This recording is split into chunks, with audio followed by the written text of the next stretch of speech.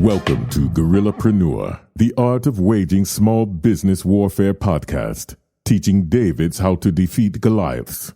Now here's your host, Mark Anthony Peterson. Welcome back to the podcast for entrepreneurs, startups, and business mavericks. If you're not a maverick, you don't have to go home, but you got to get up out of this podcast.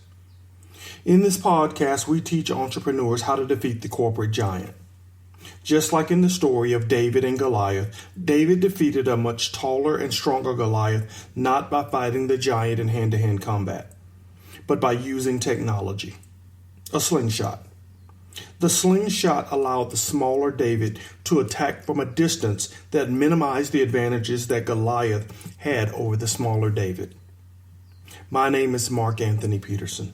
I'm a serial entrepreneur, a futurist, and the managing executive at Serial Consulting, a leading small business strategy and technology consulting firm. I'm also the author of the book Gorillapreneur, Small Business Strategy for Davids Wanting to Defeat Goliaths, which is available on Amazon, Barnes & Noble, and iTunes. This podcast is brought to you by Serial Consulting. An idea can launch a business, a strategy can take it global. Guys, support the show. How can you do that? You can like the show, you can share the show, and you can subscribe to the show. Hey, guess what? You can also leave a comment. That helps. Do it in iTunes. Do it in the Apple Podcast app. Do it on Podomatic. Do it on Speaker. Just do it. And make sure you check us out on patreon.com/gorillapreneur. Remember, supporting the show helps us improve the Selma Business Pitch Contest, which is going into its 6th year in the Black Belt South. Guys, this is episode 41. And 41 is a follow-up from episode 26, where we promised to bring you part 2 of our online MBA series. Yes, we're giving you a Gorillapreneur MBA.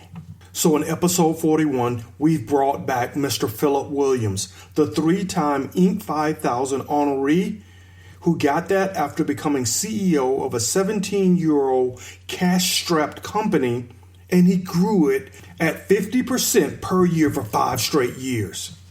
He's back to help us with part 2 of our online Gorillapreneur MBA. And in today's episode, we're discussing how to build a performance-driven culture. Here's our interview.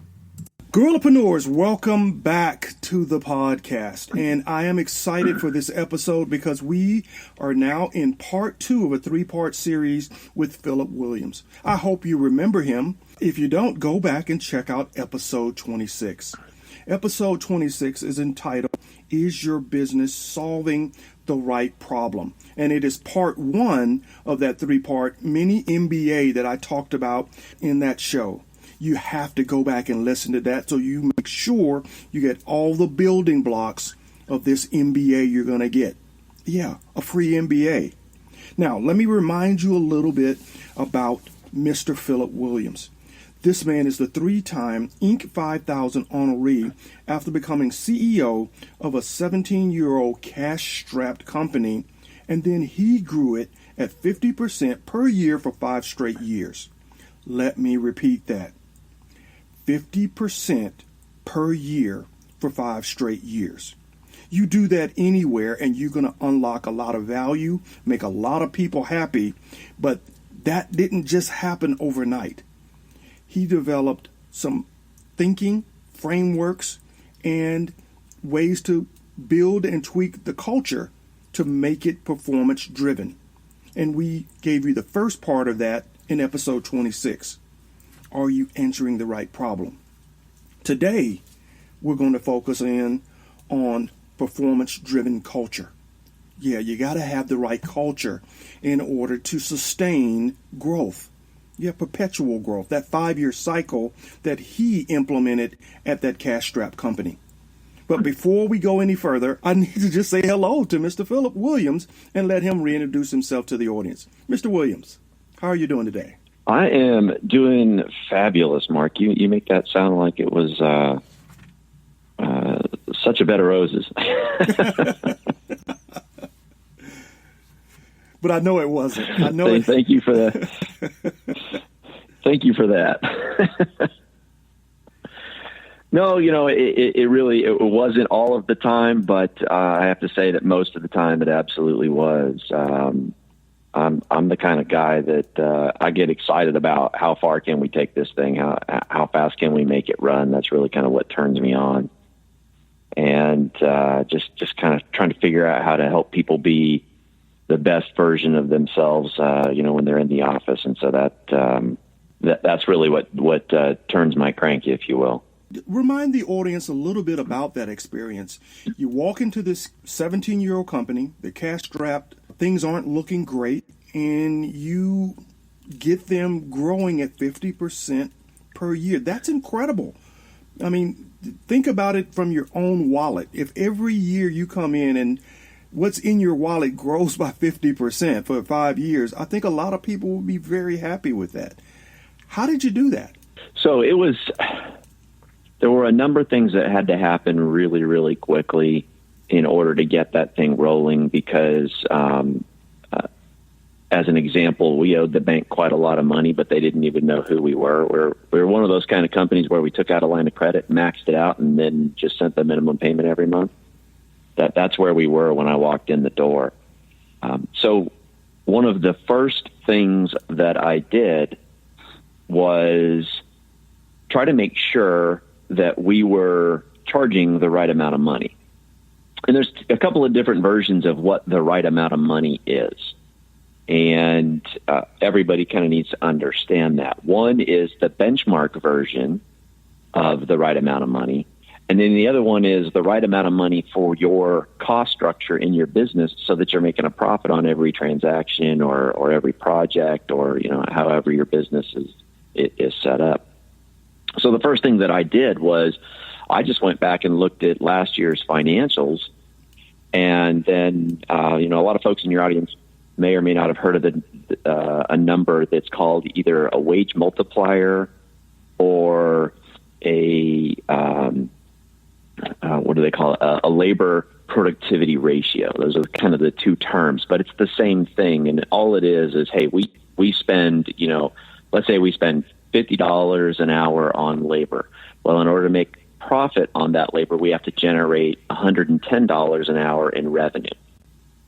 And so what I did was I went back and I figured out, based on our cost structure in that moment, what did we need to charge to make sure that we were pulling down a 10% profit margin?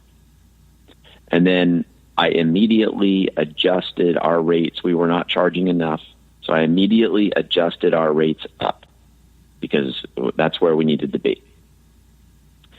The second thing I did was I went out and I bought an industry resource to find out what the folks in my industry were charging, what was typical for them, so that I could figure out where ultimately kind of where we wanted to be. And we were still underneath that industry norm even after I raised the rates. So I had a target of where I wanted to go. So that was on the financial side. And then just on the cultural side, there was this whole piece about setting the expectation for what it meant to perform in the business. And when you're a small business, managing the overhead of structuring individual goals for every employee is something your average small business owner doesn't have the time for. They don't have the overhead. They don't have a leadership team beneath them just yet. They may have a right hand or two right hands that help them out, but they don't have, a full, if you're like a 15-person company, you don't have a full formal leadership structure yet. You're kind of still, the lady running the business or the guy running the business, whomever you are, and you're sort of looking at everything. So there was this need to set an expectation for what it meant to perform in the business and culturally kind of who we were and what we did. And so I looked for an opportunity to do, what psychologically is known as a precipitating event, which is that moment that's what they call it in psychology. The more common vernacular is that aha moment, where you realize that, oh, there is another gear, there is a way to run faster without exhausting ourselves. And I found that moment, I was very fortunate to find that moment within the first 3 months. And once we set that in motion and set a new standard for what performance was inside the business, then it was just a matter of figuring out how to maintain that. One of the insightful moments you brought out in that last podcast was the analysis of what you were charging gave you the insight to eliminate some of the products that had previously defined the company, that they weren't profitable. And so you made sure that you no longer offered them, and it made your business more profitable. That to me is an area, as you mentioned, most small businesses don't have the executive horsepower to go back and look at areas like that. But that moment seemed, from my perspective, to open up a lot of capacity for more profitable services. Yes, it absolutely does. And as a founder, especially if you're the founder doing this, it was a little bit easier for me. I was coming in from the outside and hired in to be the CEO, so I wasn't as emotionally attached to the history of the business. I had to respect it, but I didn't have an emotional attachment to a lot of things that were historically valued in the business. And so I was able to look at it from a little bit more of a clinical perspective. And so that's useful. If you're a founder in the business, part of your job in growing the business is to know where your baby is ugly and to be able to admit it.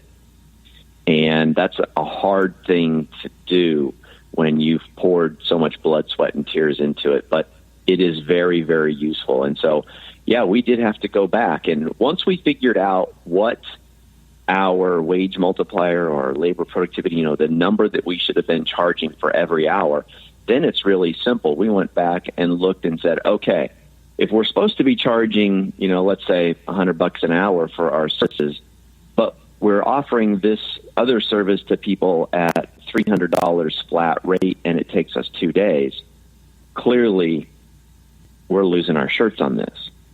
So something's got to give, and it can't be our profitability. That has to, profitability is what allows us to invite everybody back to work tomorrow. And so you sit down and you say, look, we're off the mark by a whole 85%. You can never do enough business at a negative 85% profit margin to make up the gap. And so one of the things that I tell people is I sort of have this what I call it's a 50% rule. Because when you're growing fast, and fast on Wall Street, guys, is 20%. Wall Street, if you're growing 20% or more, you're going to get attention in the Wall Street world. So if you can do that with your small business, then you're really moving along. But part of the problem is you don't want to get caught up in a loop of always rewriting your procedures.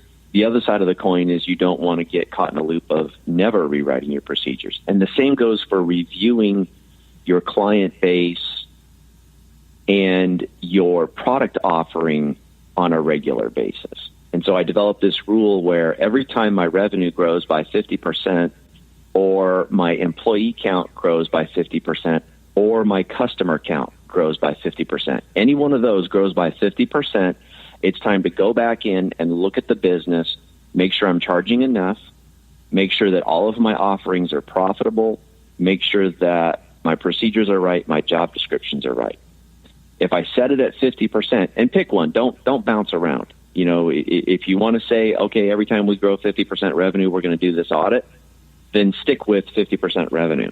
If you want to use headcount, then stick with it. Don't bounce around. But pick whichever one's comfortable to you. And every time this happens to you, you go in and you kind of do a mini audit of your business. You will find that if you do it at that pace, at that frequency, it's just often enough where some roles on your team have changed, where some of your customer needs have changed, where some of your profitability has changed, and you can catch it before it becomes a problem. Had the business that I came into done that, they would not have been losing 85% profit they were negative 85% on that particular offering, they wouldn't have been losing that kind of money when I got there if they'd had that rule in place. The cool thing about it is you can actually tell your team, hey guys, every time our revenue grows 50%, that's when we're going to go back. We're going to look at job descriptions. That's when we're going to go back and look at procedures. That's when we're going to go back and look at profitability at a product line and at a top line, the company revenue, the P&L. That's when we're going to go back and look at that stuff. As a leader, to lead through that situation, because you will get, because we've all walked into the office and been frustrated by things aren't flowing smoothly. And that's usually an indicator that it's time to go look at something, whether that's profitability, procedures, job descriptions, whatever. That's how those cramps, those pains, that's an indicator. And I found that 50% thumb rule helps you really kind of hit it. Because I've been in the business where every week we're rewriting a procedure and nobody knows what's going on because you're doing it too often. But as a leader, when you're leading through that growth, you also have to be uncomfortable with the idea that some things aren't going to be done perfectly by the procedure. When your business is growing really rapidly, and 50% is fine. When your business is growing really rapidly, occasionally there's going to be times where your team says, you know what, this actually works better if we do it differently. And that might at the 42% mark, but your formal rule or whatever that you've set up is 50. And so, you might be 60 days later before you actually get around to reviewing it. But that rhythm in your business is so important. It's so important. And allowing your team to know and having that expectation that, hey, every time this happens, that's when we go back and we look at it.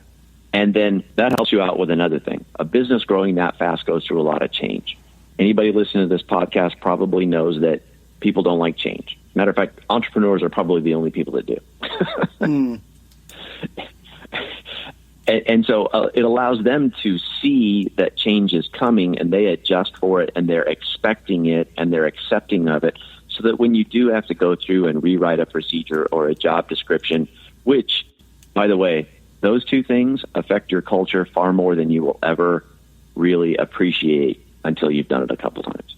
The 50% rule is a perfect setup to transition now into part 2 of this mini MBA, the performance-driven culture. Because your rule of 50-50-50 pushes the leader to continuously ask the question, are we solving the right problem? But it also, as you just said, makes you develop a way of thinking that bleeds into your culture. So let's dig into that. What is a performance-driven culture? How do you define it?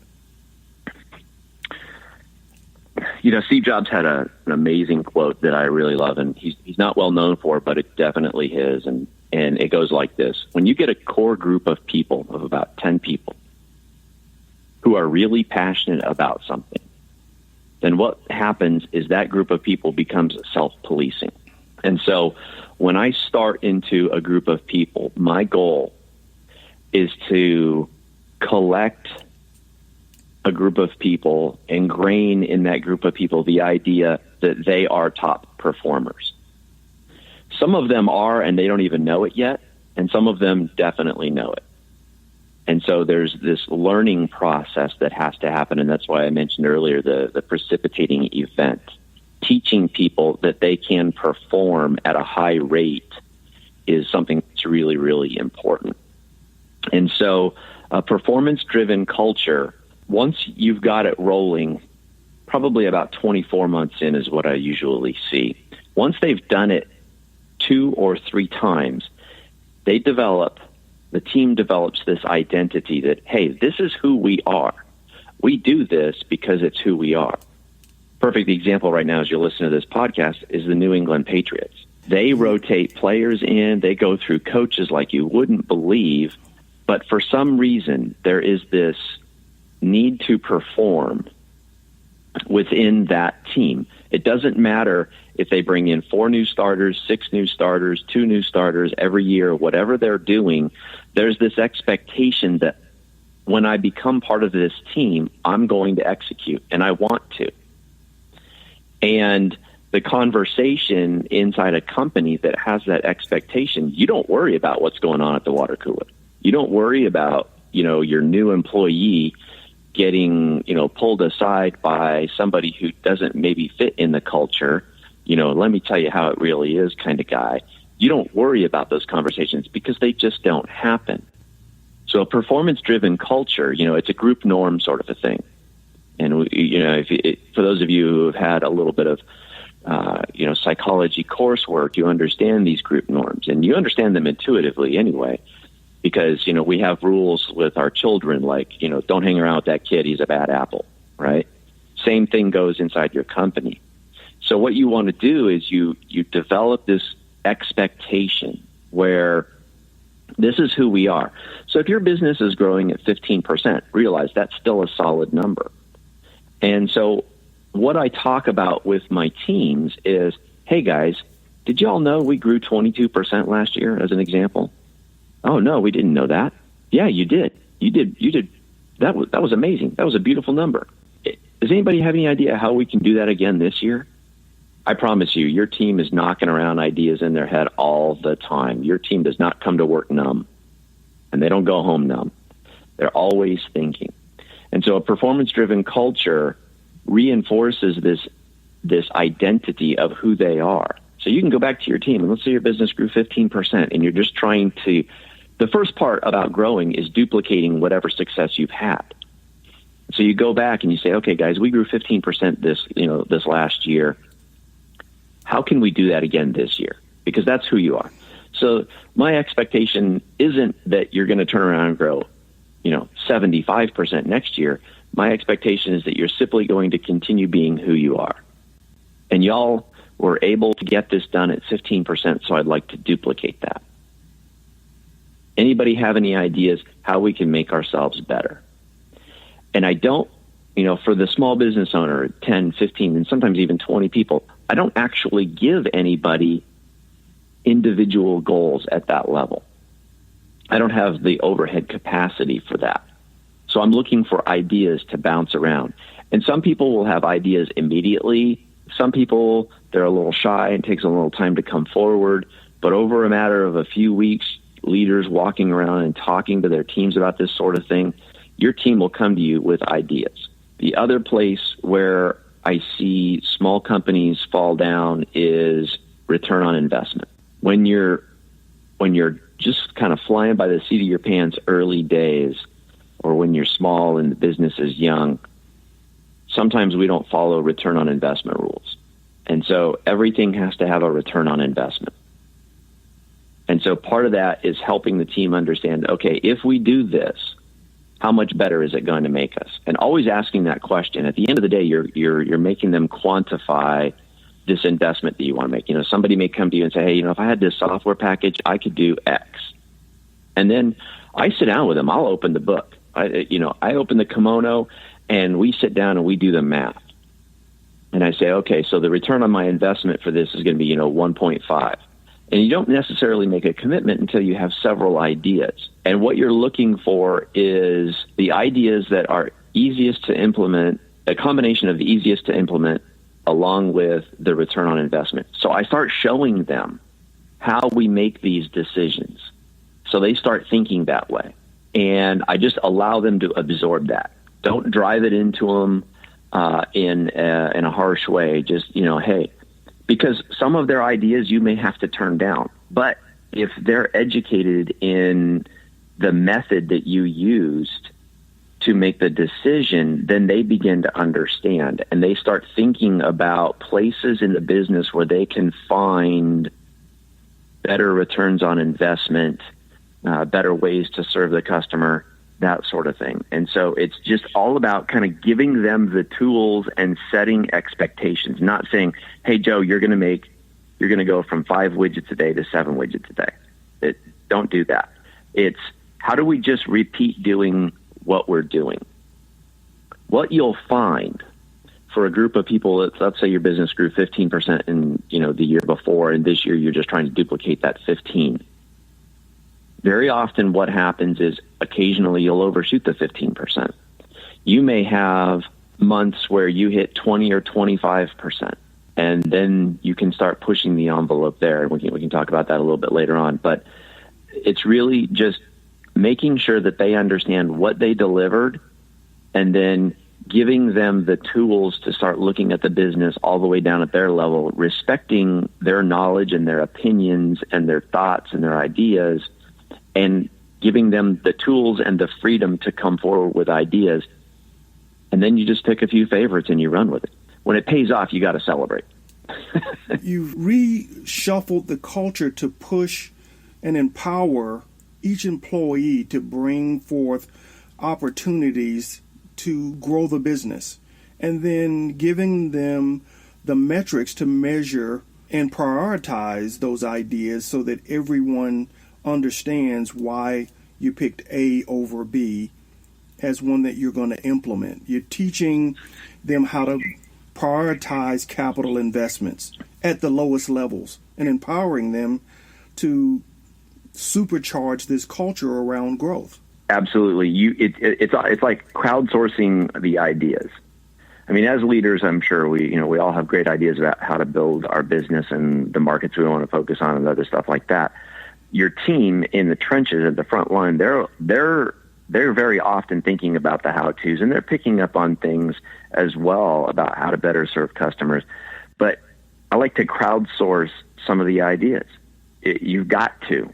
If you're the guy or the gal that has to come up with all the ideas, then you're going to slow yourself down. So I like to think of it actually as, I'm crowdsourcing the ideas, and I'm giving everybody the tools at the lowest level that anybody is willing to try to absorb it, so that they understand what they're looking for. And 20% of your folks are going to grab a hold of this and they're going to run with it, and the other 80% won't. But just imagine, I mean, if you have a team of 20 people and all of a sudden you've got 4 other people thinking about how to do this, that's 4 others plus you. That's a whole lot of ideas. Right. And then helping everybody see the rules that you have to follow. So it's not necessarily, hey, everybody, you are all going to do 15% better. It's, hey, everybody, these are the guidelines we have to follow. These are just the rules of business. And if you teach people the rules of business and reinforce that, hey, you guys grew, let's say 15% last year, if that's what we're talking about. How do we do that again this year? That's all I want to do. I'm not trying to grow 195%. I just want to duplicate what we did last year. Once you've duplicated, now you've done it twice. At 3 times, now you've got a culture moving.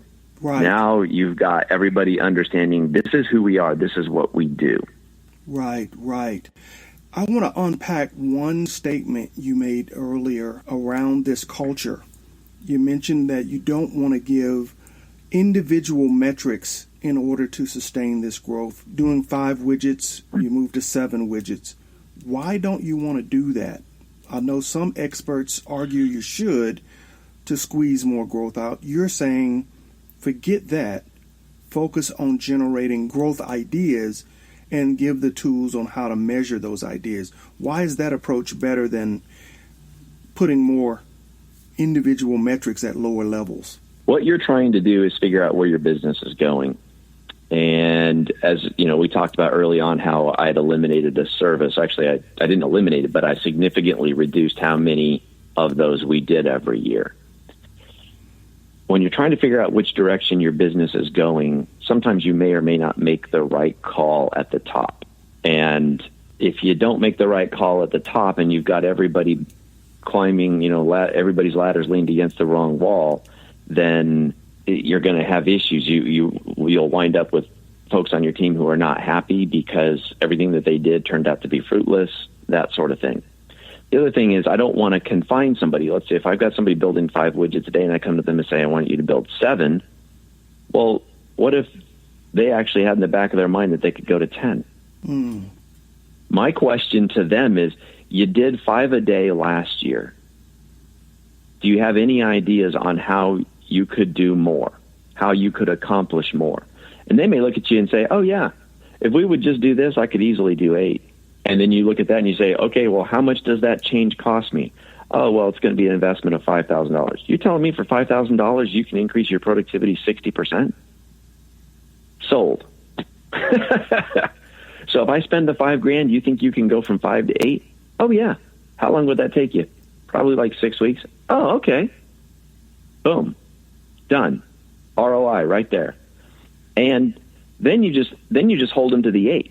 Once you make the investment, you then come back and say, okay, so we've got the 5. So I'll touch base with you here, as this is implementing and we're learning how to use this new thing and blah, blah, blah.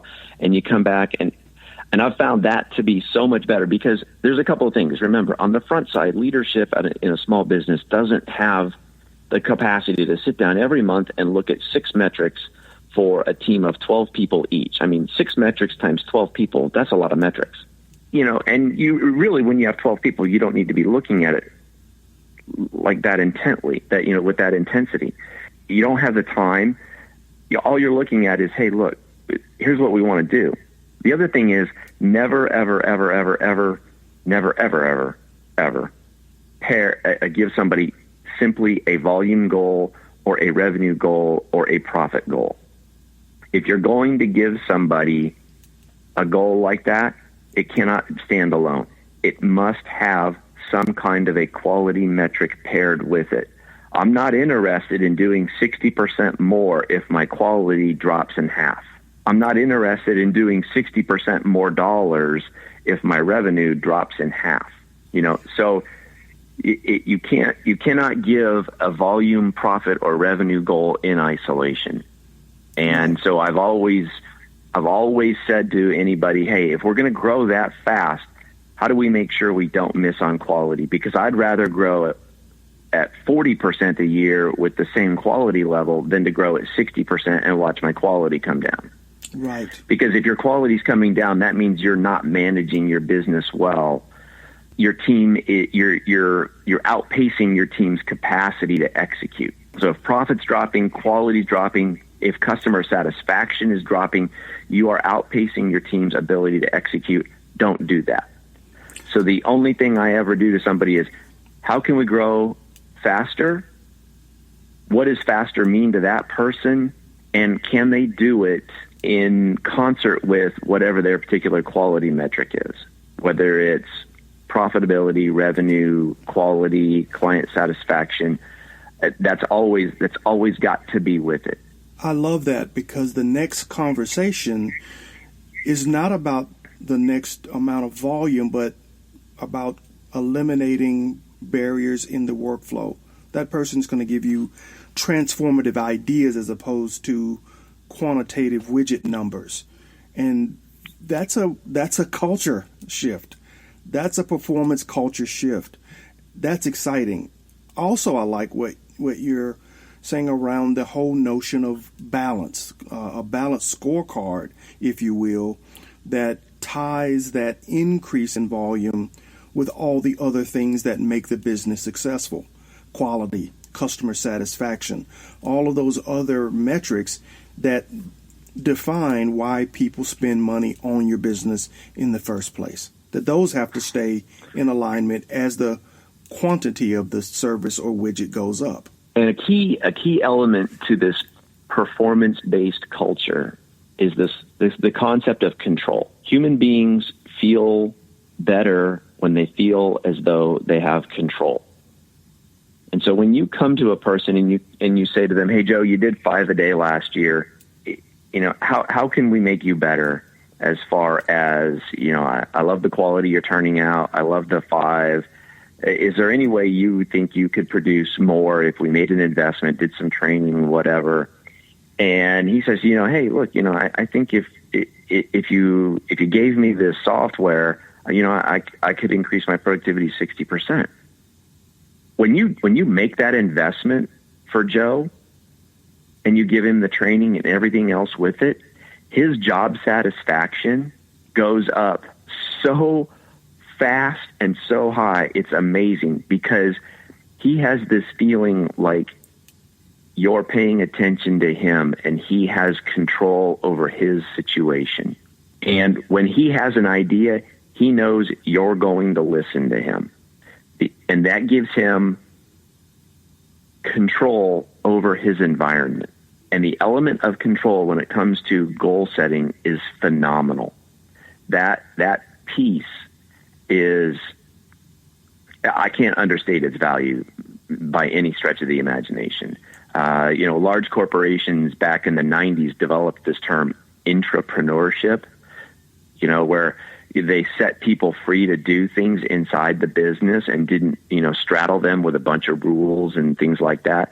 Early days of Google, I think if you were paying attention to what was going on in Google in the late 90s, early 2000s, they had this thing where they gave everybody 1 out of every 5 days to work on their own project, whatever the heck they wanted it to be. It was that element of control.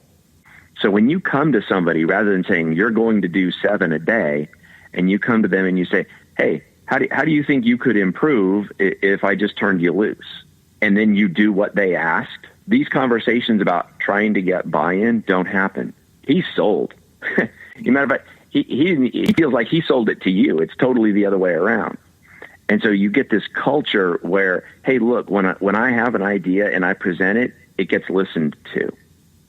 And I know that if I come to, leadership and I say, hey, I've got this idea, they're going to listen to me.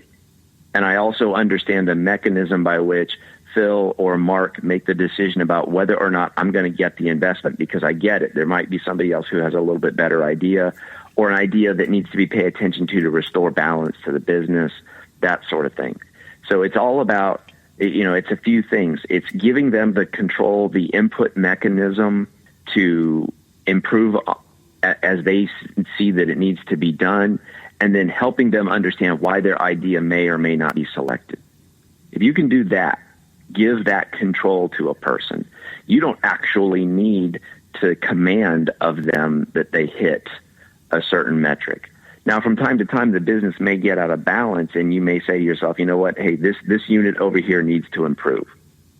And that's an open discussion. Same thing. You sit down with that person or that group and you do the same thing. Hey, look, guys, we're kind of getting out of balance here. This group needs to, we've got to find a way to help this group improve. And sometimes it's, well, you got to hire more people. And sometimes it's we need new software. And, sometimes it's we got to outsource this part, whatever it is. But finding a way and showing them how it affects the business, and then giving them the freedom to recommend solutions. So in the early days, if you're giving everybody specific metrics, then what you're going to get is they're going to deliver those metrics. Right. But if you give them the control, there's no selling it. There's no getting buy-in. They sold it to you. I know there's an executive somewhere on this podcast that's going to listen to this that's going to say, well, I like that approach, but I do have some structure. I have a budgeting process.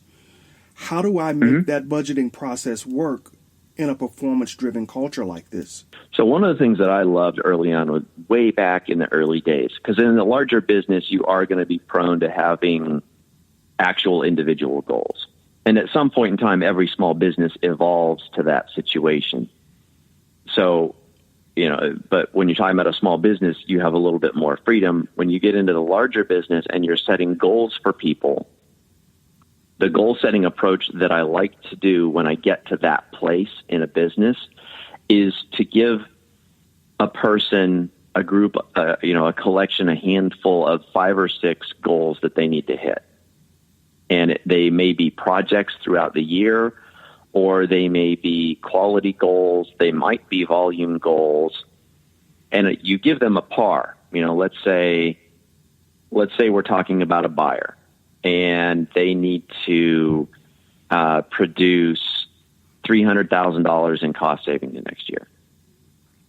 So on the low end, you might give them a place where, hey, it's got to be at least $250,000 and then you can incentivize them above $300,000. So you might say that, hey, a $300,000 savings is X percentage of bonus, and then you can increase your bonus if you get more, right?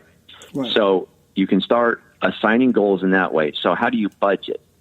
Well, you have an amount of money generally that you're allowed to use for investment or training or hiring, something like that.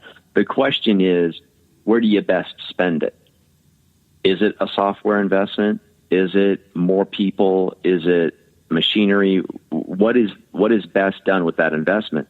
And again, that goes back to talking to your team and trying to figure out what's the best way to do it. And that's the only way you can really budget that, is to sit down and know what everybody's doing. And it really is the same conversation. Hey, this group, corporates asked us to improve our performance. How can we get that done?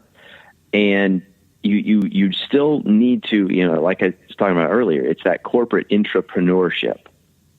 One of the reasons that I stayed at one of my early jobs early in my career was that I had the freedom to bring projects, and I had leadership that would listen to me and set me free and let me go do those things. And so, if you're running a business unit, if you're running a group, then how much you're allowed to invest. A lot of times they're looking to you in September or October before the new year is coming. Your board or the executive leadership team is looking to you and saying, hey, where are we going to spend this money? Again, that goes back to you having that conversation with your team ahead of time. And there's no reason you can't have the same conversations with them about ROI and how do we, keep going at this velocity. You can have those conversations ahead of time. There is nothing that says that you can't. And if you can't, then maybe you're in the wrong company. But just from the way I look at it. And have those conversations ahead of time so that when you are sitting with your executive leadership team and they're saying, okay, what does your group need? Well, you've already had the conversations with your team and you're coming forward to your executive leadership team and you're saying, look, here's the buckets of money that I need. And here's the ROIs that I'm going to get for them. Having those conversations with your team ahead of time, rather than waiting for it to come down, because in a larger corporate sort of structure, what the cycle is. So corporations tend to get into cycles, right? We start our strategic planning in September, and September sales presents, and then October operations presents, and in November finance presents, and in December the board ratifies the budget for next year. So what's going on. Get those conversations with your team done ahead of time. And you also are aware of what leadership above you is anticipating that they're going to start, you start hearing whispers, hey, what can we grow, next year? What sort of commitments are we trying to make? You can go back and start talking to your team well ahead of time. It's all about having those conversations beforehand. Hey, what are you seeing? What do you think? It's the same conversation. Hey, Joe, you did 5. How do we move to 7? Same thing, but the conversations have to happen faster, or I should say further ahead of time. In a small business, you have more maneuverability. You can have the conversation and 3 weeks later make the decision. In a larger corporation, sometimes it's slower and you have to have the conversation and then 5 months later it finally gets ratified and approved. But if you are having these conversations with your team and your team is confident that they can get these things done, then you can go back to your executive leadership team and say, hey, look, here's the budget I'm asking for. Here's the ROIs I'm promising. And your team's already bought into them because your team sold them to you, not the other way around. Boom. Because how many times, large corporations, large businesses, oftentimes, if the goals flow from the top down, and then the mid-level executive is unsuccessful, what's the lecture here? Well, you didn't get buy-in. You need to sell it to your team. You need to sell it to your team. Well, if you're trying to build a performance-driven culture, that's actually backwards to how people think. And we can talk about that in another episode. But when you assign a goal to somebody, that's not how they think. That's not the process that they look at. They don't say, oh, well, you gave me a goal, so I'm going to hit it. That's actually not what happens in their brain. So inviting them ahead of time. So if you're an executive, a mid-level leader in a larger business, you've got to have these conversations ahead of time with your team, collecting their ideas, helping them understand the ROI rules of that particular business that you're a leader within. And then when you are in that piece of the planning phase, you're presenting your team's ideas, and then voila, when you finally get the approval in December and you come back down and you say, okay, guys, I got funding for your ideas. Holy moly. Your team's going to love you. I have the greatest boss in the world. He listens to me. He took my ideas and went upstairs and got the money and came back down. I'm going to give him what I promised. Versus the other way around of, hey, Joe, you need to start producing 7. You're telling these managers to take their budget, divide it into discretionary and non-discretionary. The non-discretionary budget is what you're going to use to deliver what you delivered last year. The discretionary, you're going to invest in new projects that are generated around the ideas in your department from your people with the appropriate ROI attached to them so that they have ownership and you have a definition of what future growth looks like because they've bubbled the ideas up. They've already gotten ownership from themselves for those ideas, and corporate now has blessed it by looking at the ROI, that metric that they're using to define success and giving you the green light. That's unlocking a lot of value. And again, like you say, the principles apply whether you're big or small as a business, and this methodology for a big business lets you change that budgeting process into one that's a performance-driven budget. Here's my suggestion: if you're still sitting there skeptically as a leader and you're trying to figure out how does this work, think of yourself as John F. Kennedy. In May of 1961, John F. Kennedy stood in front of the world, the country, and NASA and said, we're going to go to the moon by the end of the decade. Who actually came up with the ideas and the process for how we were going to get there? It wasn't John F. Kennedy. It was the engineers down in the team. They're the ones that came up with the ideas.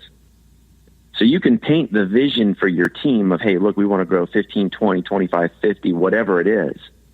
You can paint that vision, but you need to crowdsource the ideas of how to get there and what things to fund in which order into your team. Now, if you're a small business owner, much easier for you to give them a whole lot of control. If you're a leader inside a larger corporate entity, you're going to have a bit of a mixed bag that you have to navigate, but that's what you get paid to do inside that company. You're going to be able to fund some of your team's wants and needs and desires and ideas. And in other places, you may have to hand down a couple things. But if you're making sure that you're able to fund their ideas, you're going to win. So it's a lot like John F. Kennedy did. He painted the vision. He gave them a realistic timeline. And then he set the team free to figure out how to get there. Speaking of big organizations, we've seen some that used to follow the rules that you just laid out here on how to unlock value through a performance-driven culture. Organizations like Sears, what happened to them? Why are they on the verge of disappearing when once they were the Amazon of their age? Sears had a number of issues that were going on. One of their issues that they started suffering in the late 80s and throughout the 90s was that problems were not making their way to the executive suite. And that was why, in our last episode, one of the things we talked about solving the right problems, right? If you're an executive leader, your job is solve problems. If you're not hearing about problems, then you're not doing your job. And one of the things that they did in sort of I guess we could call it a postmortem now, because I think in a couple more months, I live in a 1 million person city, and I don't think I'm going to have any Sears or Kmart here anymore, based on the most recent announcement. If you're not hearing about problems from your team, then that's a problem. In fact, it's actually a culture and a leadership problem. If your team doesn't bring problems to you, then that generally tells me they're afraid to. And so if you're sitting back and you're saying, hey, you know what, nobody's brought a difficulty to me in a while, I always have to be the one that goes out and discovers them, then you need to be a little introspective. You're not inviting your team to bring you problems. I had a very good, fortunate situation where early in my career, I had a leader tell me that he was never afraid of the problems he knew about. It was always the ones he didn't know about that caused him to lose sleep at night. Does your company Does your company have a culture where it's allowed for rank and file to bring problems to the top executive? If you're a 15-person company, if you're a 1,500-person company, and you're walking through the hall, I don't care who you are, it should be okay for somebody to tap you on the shoulder and say, hey, boss, look what's going on over here. I don't think this is how we want to serve our customer, whatever. So one of the problems that Sears had was they started putting lipstick on pigs, basically, and they were not allowing problems to get all the way to the C-suite. So before anybody who had the word chief in their name heard about the problem, it had been watered down to the point where the real description of what was going on was missed. And the leadership team wasn't really seeing the problems. That was one. Number two, they started setting goals without actually talking to their team. I'll give you an example.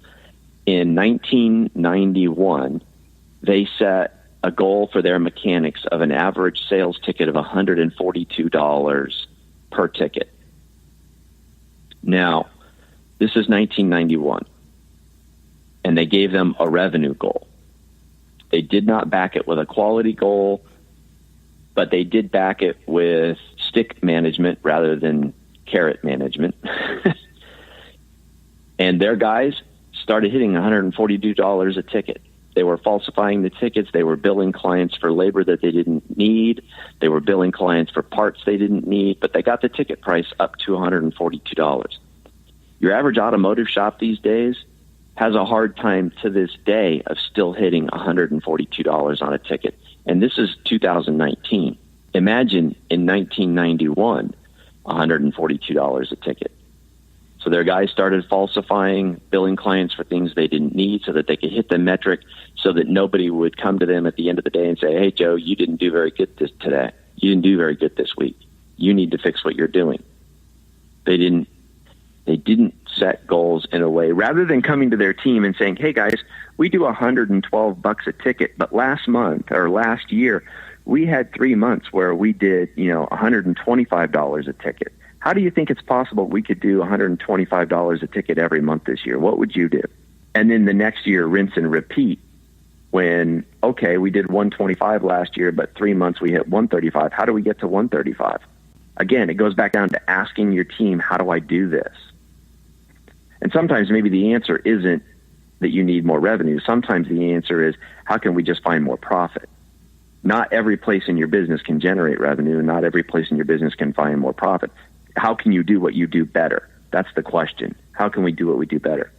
So they started driving a revenue goal that didn't have a quality goal. They drove it with a stick rather than a carrot. And then when they had problems, those problems were not actually making it to the C-suite. And that is how you sow the seeds of what Sears and Kmart are today in 2019, which is almost gone. And we see that with other organizations, Wells Fargo, using the same sort of an approach of setting a target without getting the ideas from the bottom and then using the stick in order to get that goal. And it led to the same type of behavior that you mentioned with Sears. Oh, my goodness. Wells Fargo. I don't know if you guys know this or not, but because it was very quietly announced on December 27th of 2018 when we were all still trying to figure out what was under the Christmas tree. Wells Fargo got hit with another $575 million fine out of these false accounts that they were opening back in around, what was it, 2010, 2011? I think the number is they're close to $900 million in fines, plus what they've paid to their legal team, plus all the internal auditors that they had to hire. And here's the real kicker. The goal that they set was all based on cross-selling products to their customers. At the time that they set that goal, Wells Fargo was the leader in banking when it came to cross-selling. Their customers loved them. Their average customer bought 4.1 financial products from them. The industry average was 1.6. So they were almost 3 times better than the industry average, and they were the king of it. They knew how to cross-sell. So So then they set this goal. We're going to do 6, but actually the real number is we're going to do 8. And they had this sort of nickname inside the company, the Elite 8 is what they called it, you know. But that was their real vision, was that they were going to cross-sell 8. But what they did is they immediately set the standard of 6, the expectation of 6. They were pushing on it so hard that they had branch managers who were required to be on conference calls every hour to report how many products they cross-sold instantaneously. What that netted them was they had employees working off the clock. They wound up with employees opening fake bank accounts, selling credit cards that customers didn't know they wanted, selling them lines of credit that they didn't ask for, all kinds of stuff. And people started opening up their statements all around the country and finding these fees they were getting hit for and accounts they didn't know they'd opened and all kinds of stuff. And now they've paid out, $900 million in fines. And they never even hit the 6. And they sure as heck never even hit the 8. Rather than saying, we're going to hit 6 and we're going to beat you over the head with these, required hourly meetings, why not go to your team and go, hey guys, we are the leader in the industry. We sell 4.1. There isn't anybody that's close. And that's awesome. My question for all of y'all is, how can we do better, and what is better? Because we'd love it if we could get to 8, but I don't even know how we could get there. But my question is, we're at 4.1. Where could we go from here, and what's the best way to get there? If they'd have done that, as crazy as it sounds, I bet you they would be in better shape today than they are right now. They would not have paid out $900 million in fines and had their name dragged through the mud for the last 8 years when it comes to this stuff. They might be actually at 6 by now and have this powerhouse reputation. It sounds like the other part of the culture, the ability to float these problems up to the C-suite, was not a part of their culture as well.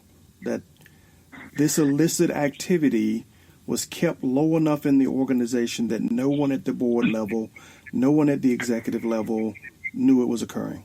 Yep. You can very easily accidentally make your team do things you didn't want them to do. It's called the law of unintended consequences.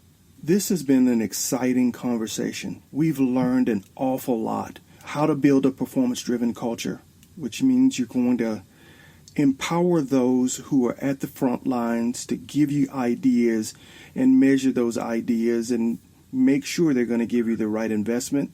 And you're also going to empower them to bring problems to the highest levels of the decision makers so that does not become a barrier to your growth.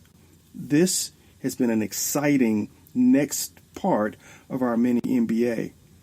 What additional advice would you give an executive looking to turn around a business? The biggest thing is it's always about the team. It really is always about the team.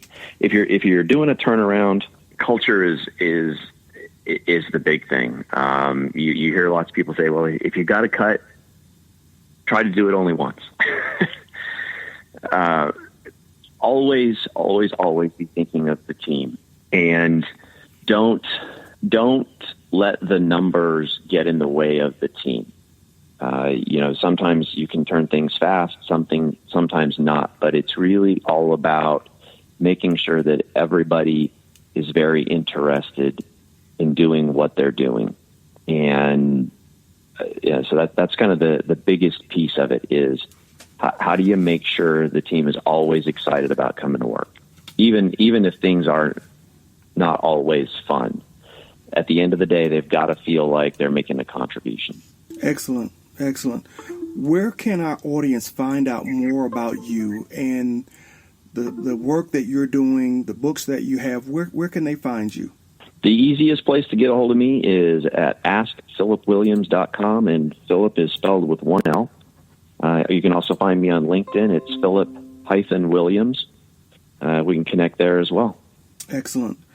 Well, Mr. Williams, this has been a great second edition, a second part to the mini MBA. Those that are out there listening to this podcast, I hope you had your pad and pencil taking notes and listening to how you can build a performance-driven organization. Listen to episode 26, then listen to this one again.